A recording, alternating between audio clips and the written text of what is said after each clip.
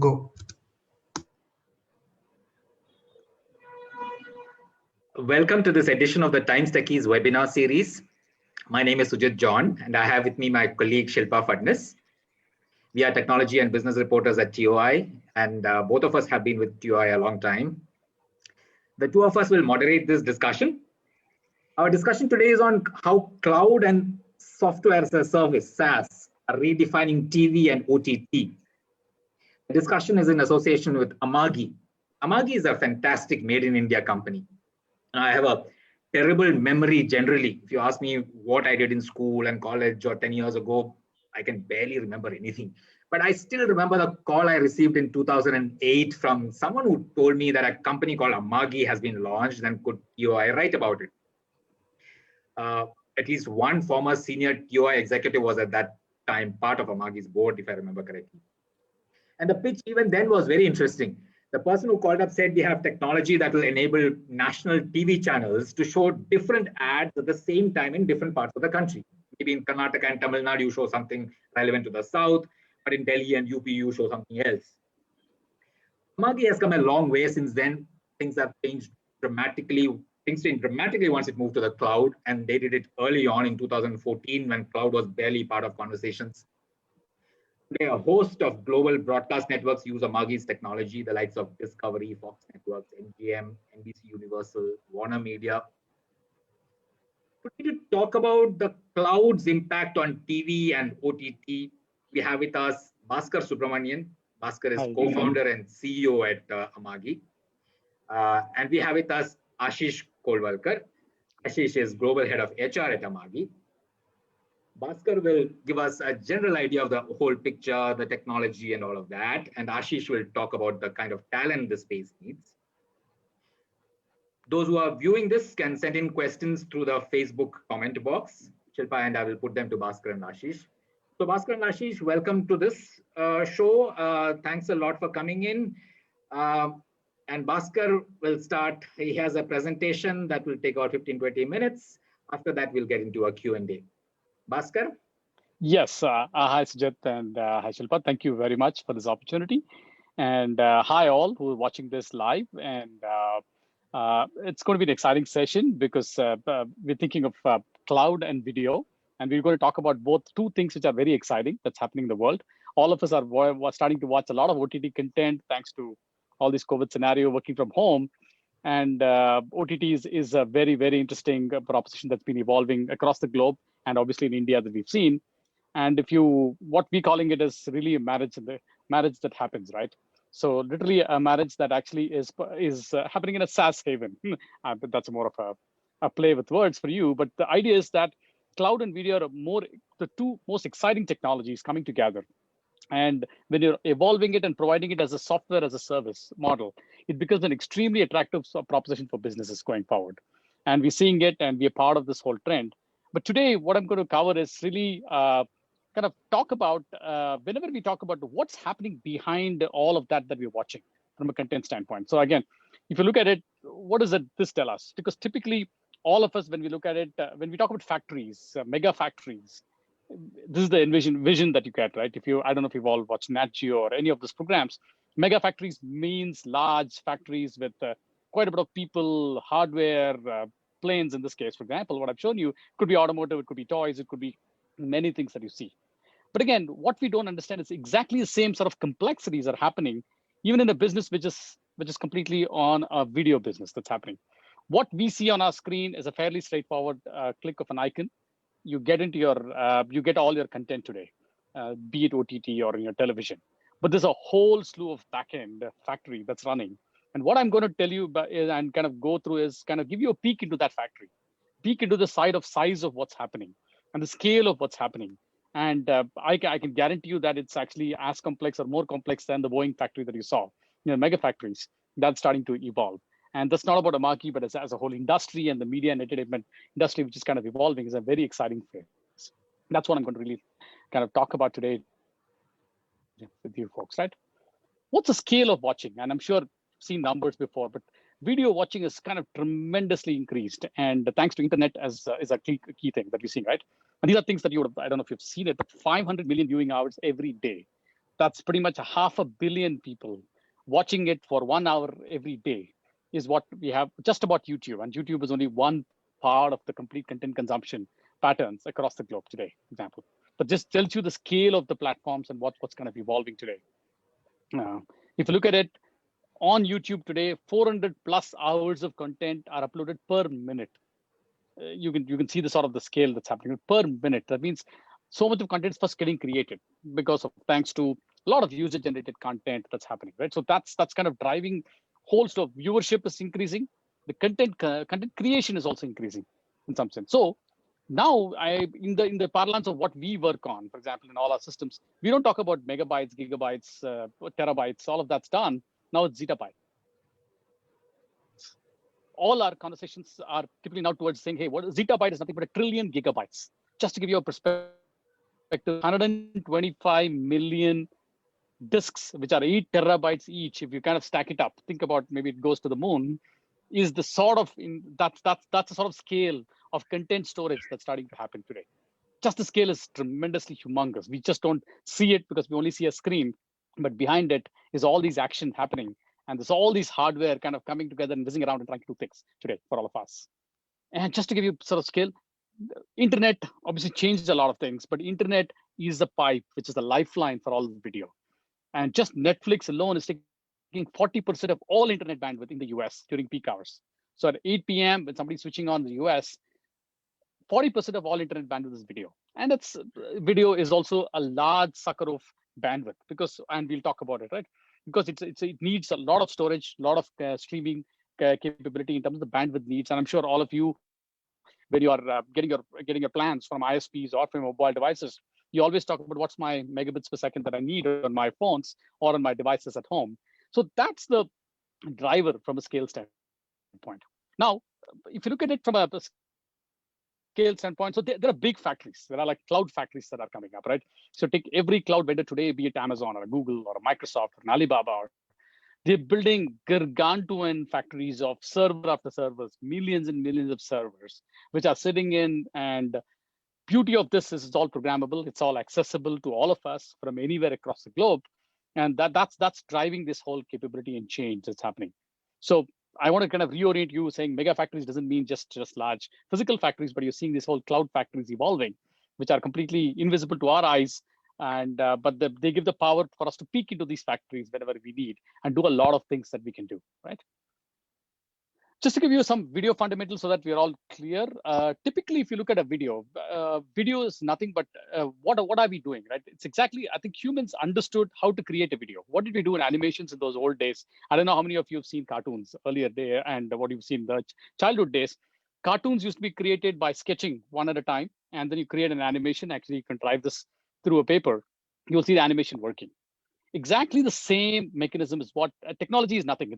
We are mimicking nature. We're mimicking understanding of human capabilities. So what we have done, we've taken the same sort of mechanism and created what we call as a scene. If you look at a scene like this on the top, right? So you have a mouth and then something is getting into the mouth. What have we done? We cut this into the animations into pieces.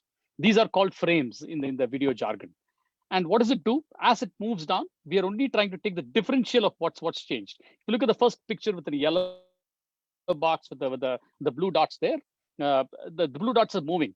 The movement alone is captured and what we call as a frame. This is like an animation. It's like almost like the animation that you've seen people draw and then run it. You'll see the whole movement happening. Exactly. So what we're doing is it's what we call a group of pictures. We are only trying to take picture snapshots at different points of time and stitching it together. That's what a video is all about. And what happens in this sort of scenario? If you look at it, this is what it is, right? So you create all these picture frames. And typically, this is about anywhere from 24 to 120 frames per second. That means you need the motion to be created. Obviously, the more the frames, the better the motion. Slower the frames, you will see the stutter in the motion. That's exactly what we do as a video. Why am I talking about videos? Because if you look at it now, think about the content needs for think about in your camera, on your phone that you have, every image that you capture is a frame. Now think about for a video, that becomes 24 times, that becomes one second worth of information. Now you talk about minutes and hours and tens and thousands of hours, you know that the content starts bloating up to become an extremely large set of storage. That's what happens today. And that's where cloud starts to really become important. I'm taking an example of a scenario. Let's assume we are all on the right-hand side of this whole screen where we're watching content. You could be on television, mobile devices, iPads, phones, wherever you are, you're watching it. What happens is there are what's called web servers in the middle, which are streaming that to you. What is it streaming? It's streaming files to you saying, hey, do you want to watch something? That's what you're getting. Today, when you're watching a video conferencing, exactly the same technologies are getting leveraged today to do that. What happens at the back end is there's a bunch of things, what's called an encoder, which is a core heart of things, which converts to different bit rates. So for all of us at home, so maybe you are watching on a mobile device, that means you have maybe a 5 Mbps, 10 Mbps connections. Somebody's on a fiber connection, they might have 100 Mbps connections. Somebody on a 2G phone would only have few hundreds of kbps connections. Now, a video needs to work across all of this completely. So what happens in the back end is it prepares it in multiple different bit rates so that you can all watch it in the same fashion. So in a small screen, you can get a slower bit rate. On a larger screen, you want a higher bit rate. You can do all of that. What happens today is, let me give an example of this whole thing, right? Assuming you have 50,000 hours of content. So you have tons of content available. Now, on the other side, let's assume we have 10 million viewers. 10 million is not very large in the context of, I'm sure if you look at television in the country in India, a typical shows will be 100 million viewers be watching it. Not 10 million is actually small. But in the OTT world, it's fairly a large section of people who are watching it today. 10 million is a good number to start with. Now, if you look at it, a stream of 3 megabits per second. Let's say India, we have lower bandwidth. The people where we work across the US and others, it's about anywhere from 6 to 10 Mbps minimum. But in India, given the bandwidth restrictions, 3 Mbps is a good realistic stream. Now, think about it, right? This alone, if I want to do 50,000 hours of content, our customers, for example, that we need stored in high resolutions, it's a petabyte of storage. And just 50,000 hours is not a big amount of content today. Just 1 petabyte of storage. A petabyte is 1,000 terabytes. Just so that people kind of get a perspective, this 1,000 terabytes, right? Now, I take this and I have to encode it, process it, and processing is typically 4 times the amount of content. So I just kind of give you a rough idea. It will take us 1 million CPU hours to compute all of this. 1 million CPU hours you want to really put in to kind of do this processing at the back end.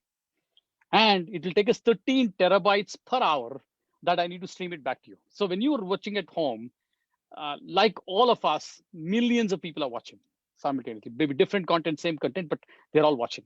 Now, 13 terabytes per hour just for a 10 million viewership. We are 1 billion people, mind you. We're talking about 10 million people looking at it. That's the scale of this whole thing. And this is just this beginning of what's starting to happen. Now, this wouldn't have been done in the offline world. You couldn't have done it in an offline world. You would just die because you don't have the sort of hardware you need. You don't need it every time. 1 million CPU hours. If you have a single machine at home, it'll take you 1 million hours literally to get what your job done. Doesn't make sense, right? So the factories at the back end allow you to do these sort of capabilities. For example, this is one example of how the scale starts to work here, right? Think about live events. It's changed a lot. And like what you're seeing right now, or what we see across sports and others, you can have tens of cameras from different locations, which is completely maybe on ground. You can have recorded content, ads coming from different locations, the graphics coming from different locations, commentators sitting at home. You have a complete remote environment, and with the browser, you can pretty much control all of this and actually build your systems today. So what happens is what the cloud environments are providing is now sports and news and others don't need hardware, don't need on-prem offices. The office world is gone. We're talking about everything virtualized, software-centric. These are some of the use cases that are starting to happen. But the beauty is once you have content, you can start to prepare a lot of things because you have the compute. Obviously, machine learning is not far behind. It starts to really come in because wherever this data, this machine learning and artificial intelligence clearly disrupting every business, media is not really far behind in that front. Technically, you can start to create what's called video analytics. That means you are starting to extract more information that's available in the video, which you didn't exist earlier. You can create your own highlights. You can create your thumbnails that you see on your OTT platforms. It creates promos. We're even seeing some of the machines even starting to do storytelling themselves. So in that sense, the machine learning models are getting evolved. Maybe it's time to start replacing a lot of the humans that we're actually doing today, for example. Just to give you a perspective, at Amagi, we did this and it was kind of interesting, is we created a machine model to do a sports highlights. We taught the machine how to handle soccer. So we give a soccer match. Today, it can actually generate the highlights itself. Obviously, it knows goals, fouls, injuries. It was able to extract all of that and create the highlights. So there goes an editor's job today, literally, if you look at it, is what a video editor used to do. And this happens at the speed of when the match completes, in the next minute, you have the highlights ready for somebody to consume. the power of these machines and the platforms, and because it's in the cloud, you can spin up machines, any number of machines in parallel than what you could do it in an office environment. So software and cloud is changing these capabilities and mechanisms. Not that technology is new, but the application of this on a cloud environment is extremely starting to be very, very attractive and scaling things for you and disrupting the whole space. Like same with monitoring. Monitoring used to be a big challenge. If you look at any television channels, they have to monitor it 24/7. Huge amount of people, thousands of people work today in this monitoring stuff. But unfortunately, again, from a labor standpoint, it's unfortunate. But from a technology standpoint, it's starting to really replace things. There's no good reason for somebody to be watching content. Things are changing. You can actually automate all of these capabilities. Using machine learning starting to apply for all of these capabilities in real life today as we speak. This is just to give you a perspective. If you're trying to create a channel, if you look at any TV channel that you're watching on any of your platforms, or when you look at a sports match, this is to kind of not give you, this is not to get into technology, but to give you a complexity of what happens today. There are multiple blocks of things, and all of these are software blocks running on the cloud, interacting with each other, and creating a cohesive experience when we watch. When you click on a remote, or when you click on your screen, on a button, there's something happening in the backend. These are some of the, there is graphics rendering, the subtitle processing, there is audio related, video related, all of that come together and this is an engine and eventually provide you an experience, which is what we all watch and watch at home today, example, right? To sum up, one of the challenges in everything is simple things are the hardest at scale. It looks simple for all of us. The moment it's at scale, it becomes extremely hard. Simple, very simple things which you and me would have not thought as an important thing. And I'll give you an example of this, right? So take file transfer. All of us do it. We send a file to somebody, we go on a Google Drive or on a Dropbox or whatever we do today. A file, for example, if it's a 1 hour of HD is high definition content, HD channels, for example, content, it would take us 18 hours on a 100 Mbps link. If you have 100 Mbps connection, which is not bad, it's a smaller connection, it takes 18 hours. If you look at it in some of these, the bottom you see LA to Singapore. That means we're talking about content traveling across the globe, about maybe 14,000 miles across the globe or 8,000 miles across the globe that you see here. But interestingly, technology doesn't allow us to scale. If you look at the other side, on the right-hand side, you see, even at 1 Gbps connection, what did we do? We increased it by 10 times. The connection speed is 10 times, but yet it takes the same 18 hours. The technology starts to break at scale. So what is our problem today? Then there are companies which try to only solve this problem. For example, this is courtesy a company called Signient. I've given it here. Is this company and many companies like this are solving what's called file acceleration problem. This I don't think if I'm in college, I would think, what is it? It's a file transfer. I can drag and drop my file and it should go. But that is a business in itself.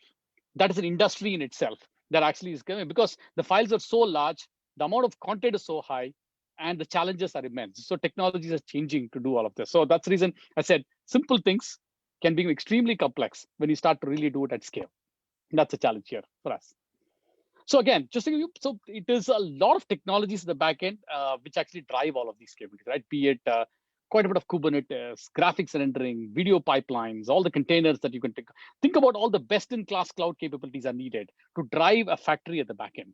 And that's what we do at Amagi, right? So or any other company in the media business would be doing is to creating these capabilities with tons and tons of technology and the new latest advances are beautiful. They help a lot in building these capabilities today from an industry standpoint. So this is driving a change, a big change in the industry. I'm sure you've seen it across other industries, but media is changing. And this is a factory that's actually getting built completely on a cloud-based infrastructure that's happening. So just a quick overview of the company itself. I work for Amagi, so I'm one of the co-founders. And Amagi, again, has been in the cloud TV business. We are the backend. We are doing what I've shown you are all the things that we work on. And that's a fun stuff because we are actually working with companies to kind of build it. It's been an extremely satisfying journey. It's been growing very well. We're seeing this transformation. We're pioneering this whole capability across the globe today. And we work with multiple customers. I think Sujit talked about quite a bit of who's who of every other thing that you could think of in the world in terms of media entertainment. We work with them. But the fun part is the technology which comes in and how the disruptions can happen, the differentiations, and what we can do for our customers is what keeps us all really excited going forward. So that's kind of a small peek into the factory, the backend. And I would turn it to Sujit, back again, Sujit. Yeah, so interesting. Fascinating, actually. Bhaskar, I mean, it's the same for whether it's satellite or cable TV and all that, the same as OTT. I mean, how does the process exactly work for them? Satellite, So cable? what we're seeing, Sujit, what we're seeing is if you look at any TV channel worldwide, or TV or content owner today, I don't think they can survive thinking that they're going to be a cable or satellite channel or OTT channel. So what everybody's doing is creating a back end or a factory which can handle distribution of content anywhere you want. It could be OTT, it could be cable, it could be satellite. So what I've shown you here is exactly the same for any broadcaster. Does not matter how they distribute the content. Incidentally, the last mile is a satellite or a Tata Sky platform or an Airtel platform or a Dish TV platform or a Hathway at homes. Or it could be an Amazon Prime or a Netflix, or you're looking at channels on a Hotstar. You do that. But the back end is exactly the same because how we process content, how we manage it is all exactly the same. Okay, okay. Bhaskar, can you remove that screen share, that Yes, the presentation? absolutely. Yeah. Okay. So just a reminder to the audience: the chat box is open on Facebook.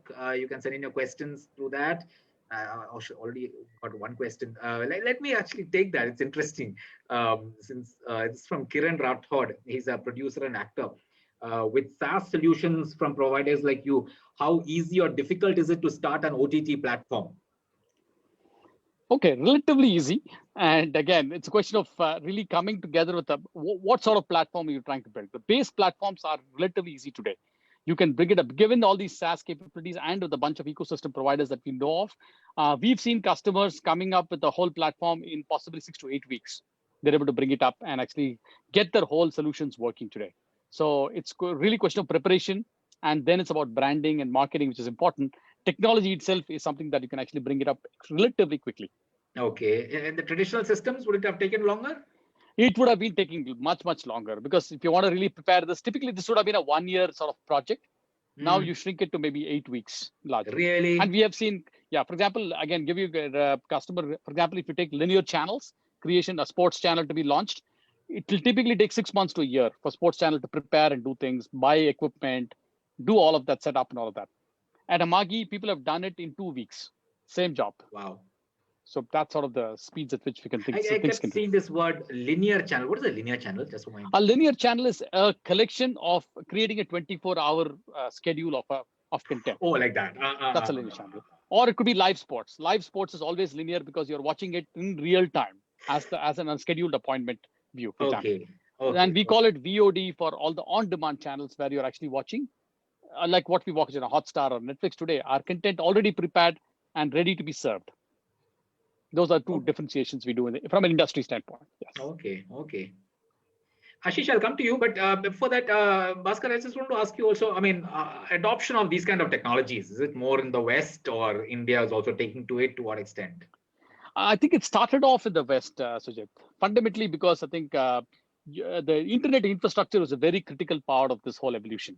And obviously, cloud infrastructure was also very advanced in terms of what happened. Having said that, this 4 years back, cloud is very mature, starting to get mature in the US, and we're seeing that maturity. But right now, India, for example, is being fantastic in terms of the maturity of the infrastructure that's starting to happen. All the cloud vendors have their data centers here. Costs have come down. Internet infrastructure at homes have started to become extremely good, at least in the most of the urban and the next set of tier towns that we see, tier 2 towns today, for example. So I think it's changing a lot, and cloud adoption is starting to happen big time across Asia. And we're seeing India is also an exciting new market that's evolving for us. Okay. In terms of content and all that, is there something you can give an example in terms of what would what is not possible for people who do not adopt this kind of technologies? Okay, let me take a classic example, right? So let's assume Australian Open is running right now, right? So Australian Open, in a real world, I'm sure all of us, when we're watching television or even in OTT platforms today, if you want to produce the live content of Australian Open, in a pre-quarterfinals, you would have had about maybe 16 matches happening simultaneously. I'm sure all of us would have watched. You'll get a small peek of highlights of every match. The reason that's happening is amount of equipment you need to produce that matches are. You might have only 2 equipments literally, or 2 mechanism of production of that content. Now, because why is that? Because it's millions of dollars of equipment that you're going to buy. I don't want to buy it for few days of a 16-match event, because eventually it's semifinals and finals are going to be one each, for example. I don't need to buy so much of equipment. But on a cloud infrastructure. And again, what's changed, right? Also, our user preference have changed a lot. For example, I'm just giving you, I'm sitting in Denmark. I'm just taking an example in Netherlands, and I have a Danish player playing in the first match in Australia. I would love to see it full time live because it's a big thing for a country, and for their nation, for their player to even play in the first match in an Australian Open is as good as important. I would want to consume that content. Now that's what OTT world is important because it's democratized all of us to watch that content. Television did exist because of the satellite bandwidth always limited it. OTT, I can spin up a channel, number one. So consumer side got democratized. But more importantly, like the technologies we provide today, for example, we provide a mechanism on what's called SaaS model. That means we are telling customers, okay, you want to do a live event, spin up that live infrastructure for producing content only for that hours of the match. Why do you want to buy an equipment hardware? You don't need to do it. On demand, only buy for 16 different matches happening in one day. You want it, spin it up for that day. Spin it down the next day, you're not paying anything money. So the whole metered model, a subscription model, dramatically changes the dynamics of what you can do. Suddenly that Dutch player is covered full time on a 3-hour match that he or she is playing. And all of that's actually coming to Netherlands for people to watch it, which wouldn't have been possible. And if you look at Olympics this year, it's going to be extremely exciting because this is the first Olympics where you're going to see hundreds of different streams coming back live, where you're going to see every player, every nation. So you're a Turkish player or even an Indian wrestler or a boxer, for example, your match is going to be covered fully live and given to that audience who want to consume it, independent of whether you're in the quarterfinals or in the finals or even the track heats that you're actually running. We want to know it. We are Indians. We want our Indian track and field players to be looked at and watched and cheered online. That's the big change that will happen, which was not possible in the world which is not without a cloud, right? That's the big change. Yeah, exactly. Yeah. Earlier, you just had a few channels. We could watch only those events that they showed. Absolutely. Okay. Absolutely. Okay. Very interesting. Shilpa? We have a lot of questions coming in. This one is from Samshwi. How does the last mile delivery differ from TV and OTT platforms, as one is over cable DTH and the other is over the internet? Correct. Absolutely correct. Right. So what happens today, right? When a content is getting prepared, after the preparation of content, and let's take a channel or a sports match that we are watching, the sports comes on a satellite. And how does it work? Satellites work. A Star or a Z or a Colors or whoever it is, right? Whoever is actually running a sports match, for example, today, beams that content to a satellite, and the satellite actually delivers to multiple cable and DTH platforms. And cable, for example, a Hathway is a cable vendor. For example, I don't know if some of you at home will have it, or a Tata Sky or an Airtel, for example, it's a DTH vendor. So they access the content and eventually come back to our homes. They are the last mile provider. All of us pay a subscription fee to these people who provide what we call as a pay TV operator. They come and actually get money from us. A cable operator or a DTH operator is paying money, what we're paying money for. They come through satellite. So the stream goes from a TV channel to an operator, and from the operator comes to our homes, either through a wire, a cable that's come to our home, or through the satellite dish antennas, the small antennas that exist in our homes today. That's on the cable satellite. In the internet world, everything is happening on the IP link. Your ISP is giving you a connection. What we do is we are actually pulling content. Unlike the world where in broadcasting, in satellite or cable, you're pushing content. That means you're pushing the content blindly, saying, hey, all of you can watch it. Whoever has access to this content can watch it. That's the way it works. In the internet world, each one of us are pulling a stream, what we call unicast in our technical lingo. But what you're trying to do, each one of us are pulling. It comes with its challenges. It comes with its opportunities. Opportunity is I can now customize and personalize it for each one of us.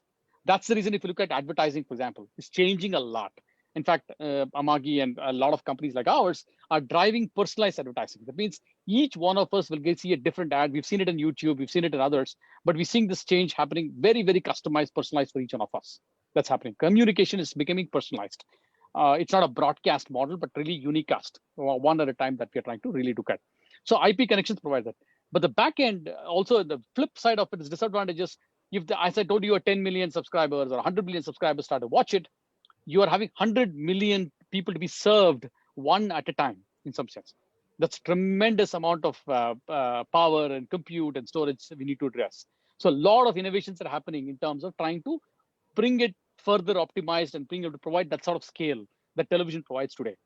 We are not yet there, but I think in the next few years, maybe in the next couple of years, you will see scale which will be as good or better than the television scales that we're seeing in terms of viewerships. That's what we see. Very interesting. Yeah. Very I have some interesting. audience questions, but before that, Ashish, audience typically, they all love job-related questions, skills-related stuff. And many of them who watch are youngsters who are trying to see where they can reskill and all that. So, tell us, what kind of skills does this industry require? What kind of skills do you hire? And what is the opportunities generally in the coming years, do you think?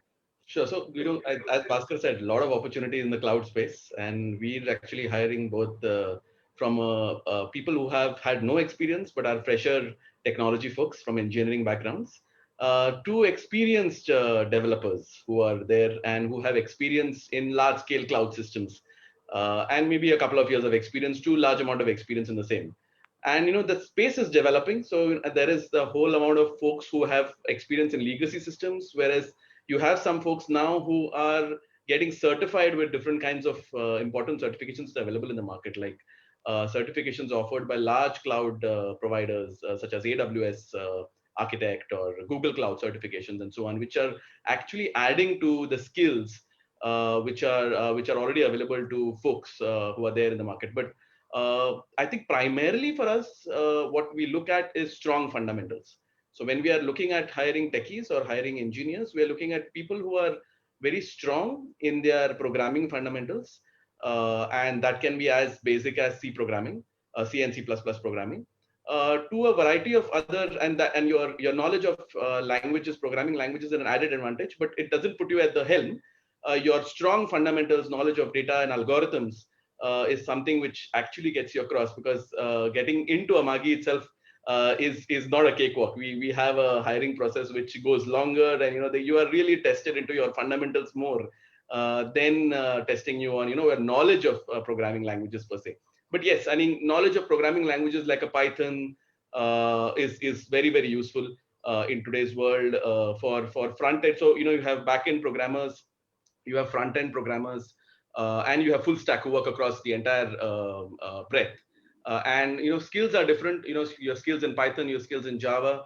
For front end, you have skills in Node.js, React.js, and so on. So these kind of different technologies which are existing, and they continuously update. But I think we are looking for folks who are very strong in fundamentals. Second, who are passionate in the field of technology, passionate in the field of cloud, and who are passionate about video. I think Bhaskar mentioned a lot about video. Our entire thing is about video and OTT. If folks are passionate and want to work in the space of video, yes, our doors are always open for them. So that's in the space of software development. And then, of course, yes, this extends to, in the space of testing or QA, which is an additional to software development. Then you have, in cloud itself is a very exciting space.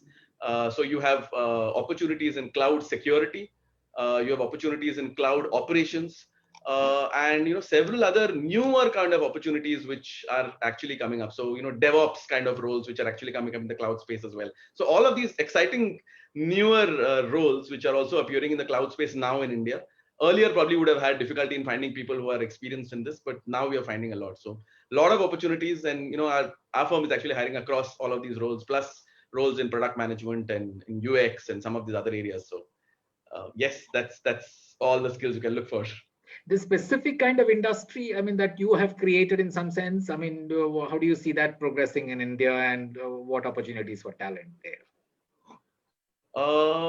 Yes, I think so. You're saying media technology specifically. Yeah, I think that. So as Bhaskar mentioned, I think this cloud and media combination, it's very, very exciting because there's so much which can be done in the media space from a backend, from a cloud perspective itself. Earlier probably physical infrastructure would take the cake, but in the last 1 or 2 years, and especially in a bad environment like COVID, I think we've gone the other way around. We've just realized that physical infrastructure is not as important as when you are on the cloud, and we've been like all safe in our operations, and our business has been growing from a cloud perspective. So yes, I think media technology as a sector is definitely attractive for a whole lot of people to actually come in here. Fundamentals again in cloud, in programming, if they are strong enough, I think they can be applied to any kind of sectors across as programmers. But yeah, a passion for video, and if you have experience in the video and OTT world, I think that's a big added advantage. Because that's the space which is really revolutionizing in terms of, we used to watch TV, and now it's a lot of OTT, it's on demand, and linear is going to take on even more after this. So I think that's going to be an exciting space coming on. Bhaskar, what is there space for more such companies like yours in India itself, or what?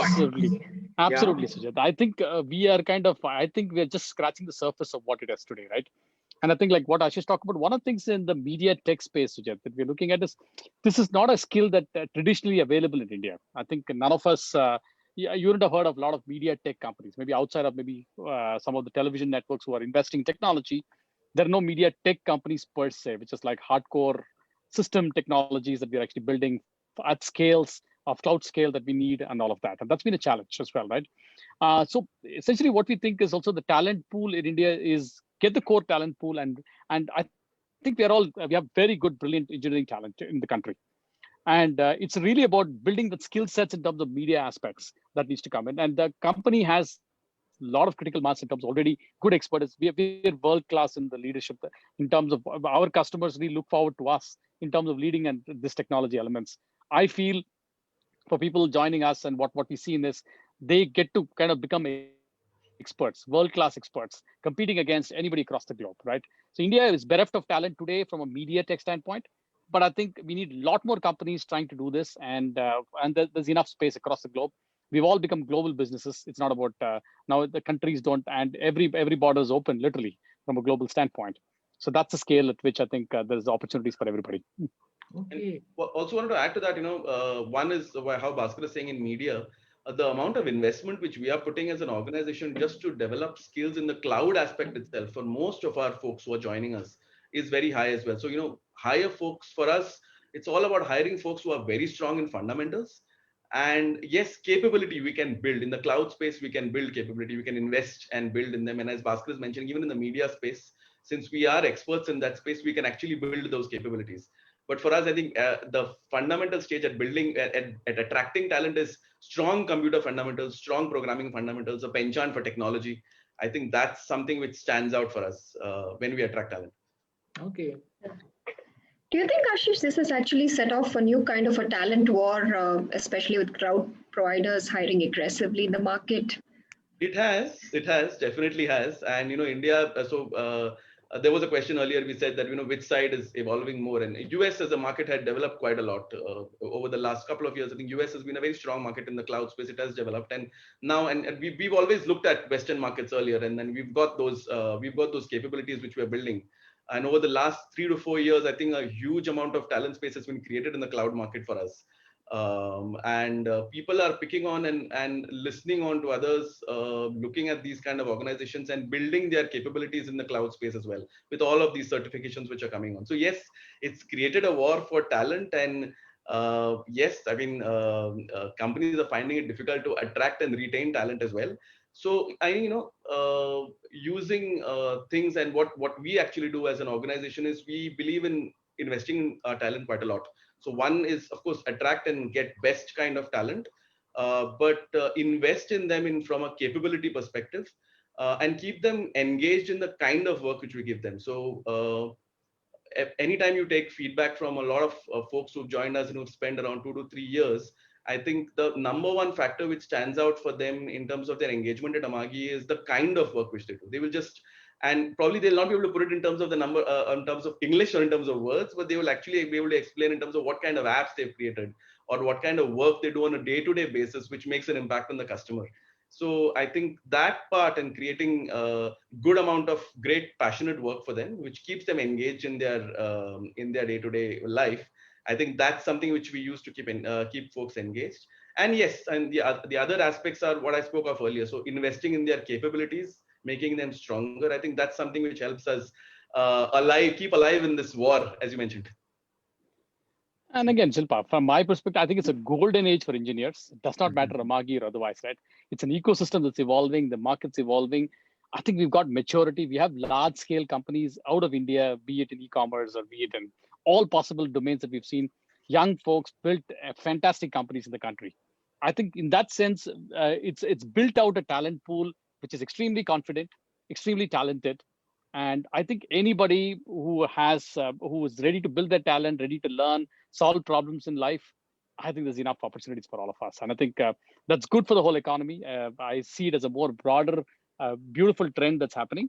Yes, it's a talent war from companies, but that's all too small in an ecosystem of what we as a country. I think it's a beautiful thing that's happening. It's giving opportunities I think none of us would have imagined or experienced maybe even a decade back. I think that's what's happening. You think your approach to hiring is also different because one of the reasons. Yeah. So Bhaskar, your Sorry, approach to Shilpa, hiring, go on. very different hiring approach for campuses and laterals because you're creating a new skills taxonomy. So, how is it different in terms of hiring talent? Again, what we are seeing is we do not focus on a particular experience because it is hard. So people don't understand the media business as much as what it is today, and we don't expect them to understand the technology and what happens before that. So what we have, I think first principles don't change a lot, Shilpa. That's what we've learned in our lives is 25 years back, the skill sets and what you need skill sets. It's not about programming languages, these are like, we do not really focus on programming language because that is a way to express to the computer, it's not a skill set in itself. So a lot of, I tell a lot of youngsters who come and say, okay, I'm actually good in Python or a Java. Actually, it's actually irrelevant because languages change and we've seen it. It changes it's a flavor of the season in some sense. But our understanding of how to express to a machine and make it work, the fundamentals have not changed dramatically since 1965 when it started off with, and what we are seeing today, quite a bit of, there are models, design patterns. So what we focus on are people who have a more in-depth understanding of computing fundamentals, understanding the art of software development. So it's not about things, right? Building at scale. How do I build concurrency? How do I build redundant systems? So looking at it more, I would call it more a spiritual way of looking at software, not at a skill set level saying, oh, I know Java, I know, they're all really relevant in a larger scheme of things. And we look for longer term relationships. So we look for real good fundamentals. And like what I think Ashish is talking about, core compute fundamentals. We don't care about languages. In fact, you can write it in a pseudocode or any language of your choice, doesn't matter, literally. In fact, that's the way our tests are. We never talk about programming languages. Second, we're seeing is problem solving skills. Quite a bit of, so people should be able to solve problems. Real life is all about problem solving. We are at the bleeding edge of technology. We are at a point where you have to solve new problems. So we really focus on that. Third is really learnability.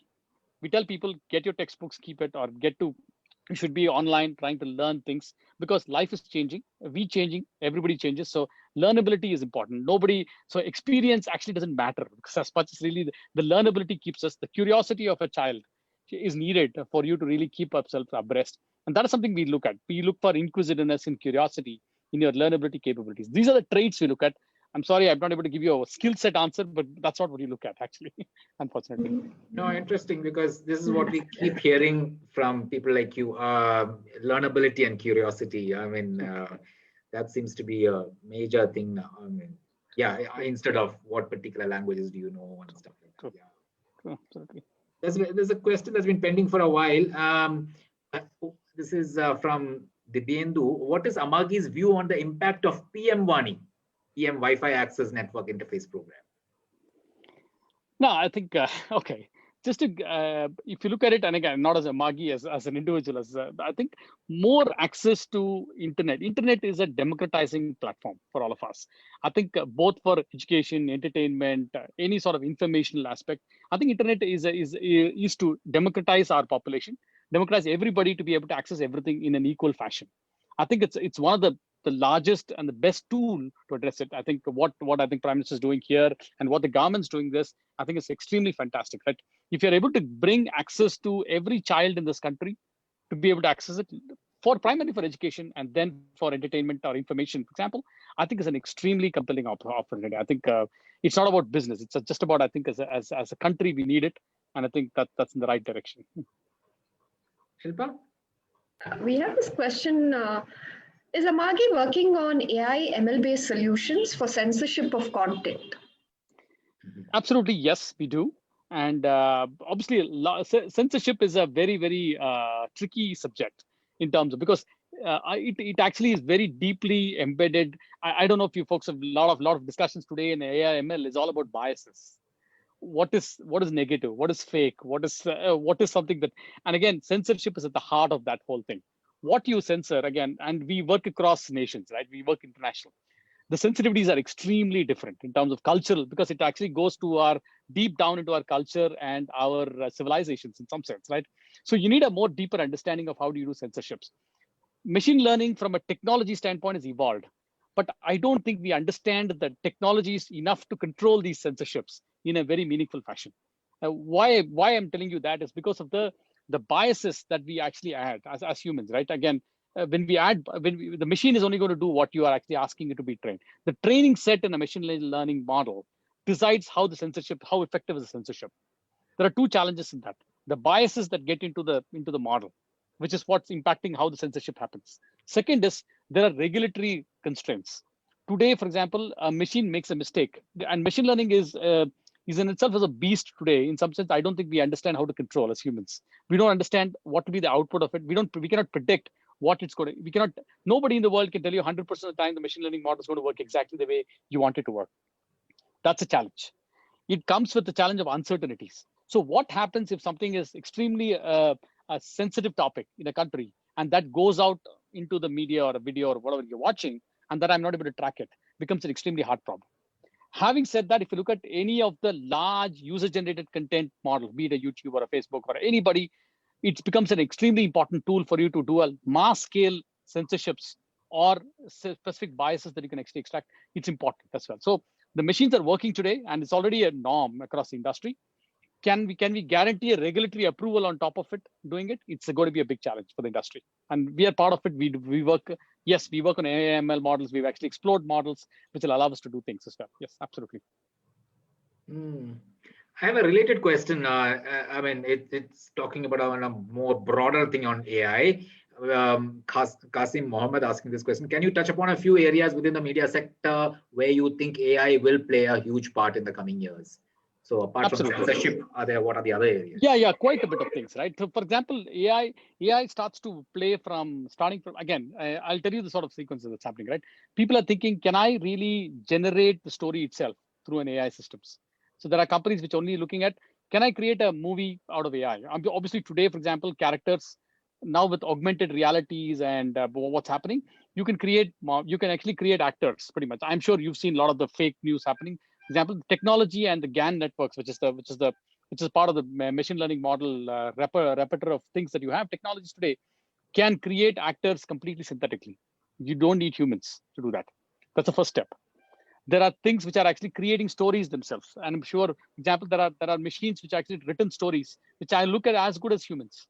Really? It's very hard for you to discern whether it's a human written. So, for example, people did what's called a Turing test of saying, do we? If you look at a story, can you tell us whether it's a human driven or a machine written or human written? You cannot identify that.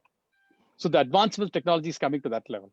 The third aspect is media processing, right? A lot of processing today of thousands of hours of content coming in. For example, extracting metadata. How do I know what's the genre of a content? Genre meant in early days, we all said, oh, that's entertainment content or a sports or a news. Today, customers ask me, can I know what are the Indonesian food? Can I only look at Indonesian food? Can I look at Thai specific stuff? So I wanted this dance form that I want to talk about. Now we have that sort of capability to go through hundreds of thousands of hours of content and get you extract clips of it only for that capability, for example. Now, and for example, right, and one of my channel partners, when I was talking to them, they wanted to get the Diana's wedding videos out of it. It's 25 years before, more than that today. How do I get into a repository and get it? They actually applied machine learning. The machine learning models could identify Diana's face across the whole lifetime, go back into, maybe they had tens of thousands of hours of content. It could pick that clip up and they could bring it on a television screen or a news channel, for example. In less than 5 minutes, all of this happened. Think about this wouldn't have been unviable in the days that we were there, right? It wouldn't have happened, for example. Those are capabilities. We are seeing, for example, face recognition is becoming obviously a norm, right? Object and faces become norm today. You could, for example, we've been talking to customers saying, if you're watching a soccer match and you're seeing Messi on screen, you could technically have a game today. For example, hey, do you think Messi is going to score a goal today? You can have a game, interactive game that you can set up. these are things which are enhancing the experience of the audience because of machine learning coming into the capabilities that's happening. Yes, it's doing a lot of the hard work, but it's also trying to extract insights which would have been hard or impossible in the earlier days. That's happening as well. So quite a bit of exciting things happening from an ML space. I talked about highlights in my presentation. So you can create highlights, you can create promo. So for example, a lot of movie promos or video promos can be created. So you could give it a 3-hour movie. It can find out, for example, we are actually researching with some of the institutes in India country today to create natural language processing systems, which can actually extract and create a summary of a video. So if you give me a video, can I tell you the story in a summarized fashion? So we are actually doing that research. We're not yet there, but we are actually progressing towards those sort of capabilities today. Considering that you are processing large amounts of data, how has the role of your IT teams evolved because they're handling so much data? Okay, so IT, I think the concept of an IT has kind of transformed itself into more of DevOps and site reliability capabilities engineering. So it's not the regular vanilla IT, somebody sitting in your office and trying to look at an email or connecting your computers today. That's gone literally. So these are largely programmatic options today. Cloud is at a point where you need automation for everything. You cannot run. For example, we run maybe thousands of servers, and maybe in some days it goes to tens and thousands of servers. So it peaks and demands peak. How do you even manage tens of thousands of servers as a human? You cannot do that. It's not just physically impossible so today what happens is the environment is building tools and technologies to control these beasts, not by monitoring them, because you cannot do that on a one at a time today. So the IT role has changed a lot, become DevOps roles, becomes what are called site reliability engineering roles. So it's transforming a lot more in terms of being more programmatic and software centric. And so the regular IT admin roles have transformed a lot, Shilpa, in that sense. Okay. We have some questions. Yeah, you want to go, Sujit? No, go ahead. This one is from Kasim. Are there any significant changes happening in content creation practices which media professionals who want to pursue the careers or content creators need to be trained in? Yeah, multiple things are happening. I think content creation is getting into what I call a mixed mode realities today, right? So one is, I think the best in class, what we used to do is really doing, okay, we used to kind of shoot a video, then add some graphics, and we were ready to go. Today, if you look at it, graphics is like a norm. So you can actually add any sort of graphics and real-time graphics. More importantly, we're talking about augmented realities. So you can actually, augmentation of the whole environments are starting to happen. I don't, if you look at, if you're producing content, you should look at what's called depth cameras today. This is exactly like the LiDAR cameras. I'm sure iPhone 12 Pro has it today on a consumer device, but you have LiDAR cameras coming in even in the production environments. What it allows you to have depth information. So technically, if you look at it, I could create mechanisms where I can have a very augmented reality where I can have objects in front of you and behind you, and I can create environments which are completely part virtual and part real. And it is so real that you might not, as a consumer, you will not even realize that that's actually things that actually happening in a very different fashion today. And big things are already happening remotely. I think a lot of good innovations happening during the COVID days. Given a lockdown, I think a lot of people are trying to produce content in remote locations and trying to stitch it together. Today, for example, there's possibilities, and in fact, a lot of people have shown that you can create a virtual world where people are in different locations, you can act, and they can be in the same scene that you can create. And these were all, I think, high-five technologies for the movie world is now available at the hands of producers sitting on an internet browser and be able to control and be able to do that. So that's sort of the capabilities and advancement that's available today. So you're saying people are sitting in different places and you can... They're on the same scene. Same scene. Yeah, you can. Correct, absolutely. I don't know if you've seen the Netflix had a show with Obama and there was a show right now. You should see that show actually, where they were completely in remote locations. But when you watch it, they are in the same room, talking with a fireplace in the middle. So you know, all of that's created remotely. So they were like, I think 500,000 miles away from each other. But yet it looked like a room. You're actually thinking that both of them are sitting together and having a face-to-face conversation, but they're not there, literally. So we are getting into a world which is going to be extremely hard to differentiate reality and what is artificial or what is real. I think that's scary as well as exciting. I know, fascinating. Sure. Go on, Shilpa, go on. And I just wanted to ask Ashish, because it's such a dynamic, evolving space, what are the opportunities that Amagi provides for upskilling and reskilling your staff? Okay, so thanks for that question, Shilpa. We have a very open learning and development policy. While I mentioned that we are looking at taking people who are strong in their fundamentals and then building their capability. So we go on both paradigms. So one is technical, as one is behavioral, and we invest a lot in building capabilities on both these fronts for people.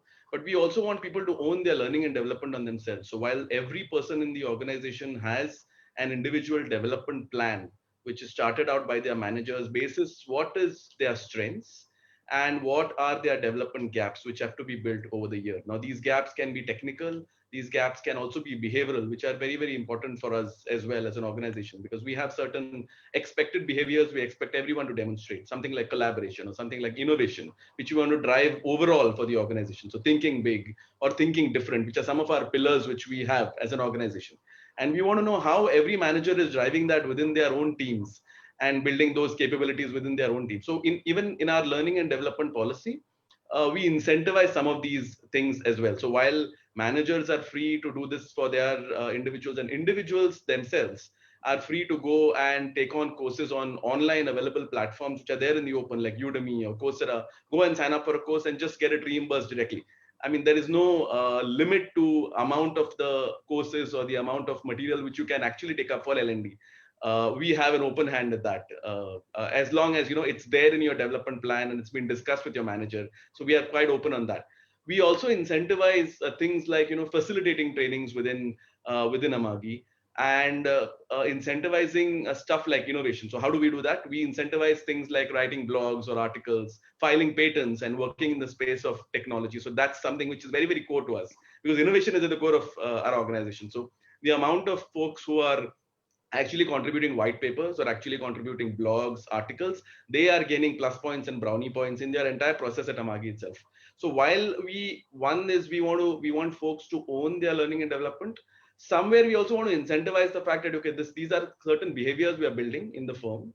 And when newcomers join the organization, we also want them to see that as part of our culture and grow with the organization. Interesting. The pandemic saw lots of people shifting to OTT. How did that impact the business?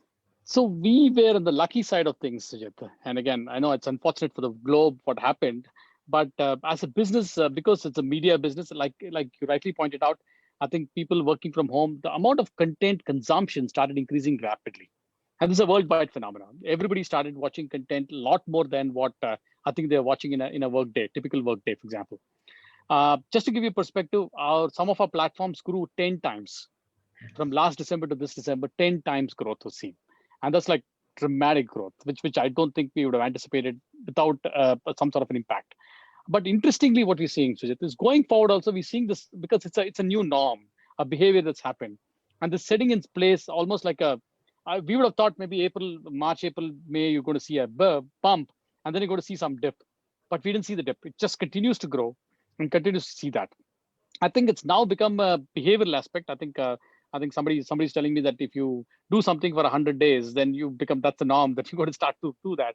I think as a society, as a civilization, as humans, we're starting to get into a new norm, consciously or unconsciously, to that realm.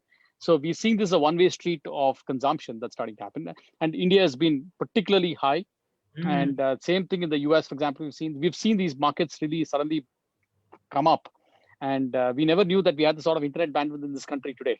Yeah. I don't think we've always talked about internet bandwidth as a challenge, but suddenly, magically, come March 15th, all of us transformed, became internet workers, and suddenly we're ready to go and consume everything from entertainment to stuff. And thanks to a lot of the telcos and others who kind of enabled that for us. Yeah, no, you're right. I mean, Shilpa, you did that InMobi story yesterday, day before. Massive increases in India, especially. Yeah. Correct. Absolutely. So, what stops anybody, existing guys, to kind of not shift to cloud-based system? Just that they've invested all this money into infrastructure, which Yes, typically, again, most of the broadcast, I don't think there is any broadcaster or a TV or a content owner in the world who's not saying, oh, I'll not move to the cloud. I think that days are gone. The only question is when, not really should I? And the when question is driven by, like you rightly pointed out, is my tech refresh cycles. I've already spent maybe tens of millions of dollars. When should I move that out of the cloud? What are my business exigencies which are driving those changes, for example? And again, thanks to, I think, this particular impact that's happened in the globe, a lot of them have started accelerating their plans because they found out that, see, the disaster in those early days was when some buildings used to go down, fire used to happen in a building, all of that. The disaster that we saw right now is people couldn't get into the buildings, which was a kind of a very unique disaster. And that kind of drove a lot of change. It's not like putting another building, which would have solved this problem because people couldn't get in. So cloud is the most native way to solve it. So for example, our customers, starting on the day pre-COVID to post-COVID, nothing changed for them because everything is on the cloud, everything on the browser. You could sit at home, do the exact thing that you did in your office. Nothing really changed. That gave in a realization, which is extremely compelling, that a lot of the TV channels woke up and said, okay, maybe that's what we need to do. So huge amount of bump in terms of people starting to, the mindset has changed a lot. That's what I feel. Okay, yep. Fascinating. Shilpa, anything else? I think we are out of 7 o'clock. Yeah. Just wanted to understand from you, we have reaction videos, fans interacting live with players, so how do you think that's posing newer set of challenges because it's all real time, it's more reality TV. So what are the challenges that it brings to the table? It brings multiple challenges, Shilpa. One is because, today, if you look at it, consumers want to access everything now. That means really now.